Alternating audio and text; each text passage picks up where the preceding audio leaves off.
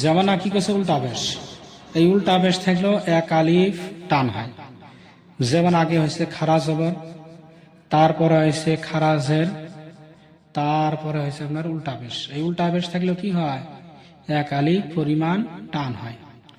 হামজা উল্টা পেশ উ, বা উল্টা পেশ বু, তা উল্টা পেশ তু, সা উল্টা পেশ সু, জিম উল্টা পেশ জু, হা উল্টা পেশ হু, খা উল্টা পেশ খু, দাল উল্টা পেশ দু, জাল উল্টা পেশ জু, রা উল্টা পেশ রু, জা উল্টা পেশ জু, সিন উল্টা পেশ সু, শিন উল্টা পেশ সু, সাত উল্টা পেশ সু, দোয়াত উল্টা পেশ দু, ত উল্টা পেশ তু, জ উল্টা পেশ জু, আইন উল্টা পেশ উ, গাইন উল্টা পেশ গু, ফা উল্টা পেশ ফু, কাফ উল্টা পেশ কু, কাফ উল্টা পেশ কু, লাম উল্টা পেশ লু, মিম উল্টা পেশ মু, নুন উল্টা পেশ নু, ওয়া উল্টা পেশ উ, হা উল্টা পেশ হু, হামজা উল্টা পেশ উ, ইয়া উল্টা পেশ ইউ, ইয়া উল্টা পেশ ইউ।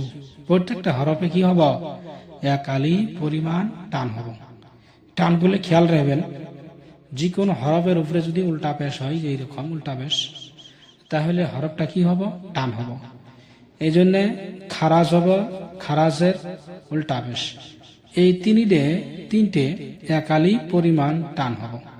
আপনারা দেখবেন প্রত্যেকটা হরফে, যে হরফের মধ্যে খারাজ হব থাকবো, অর্থাৎ খারাজের থাকবো, অর্থাৎ উল্টা পেশ থাকবো, যদি উল্টা পেশ থাকে তাহলে এক আলিফ পরিমাণ টান দিয়ে পড়বেন।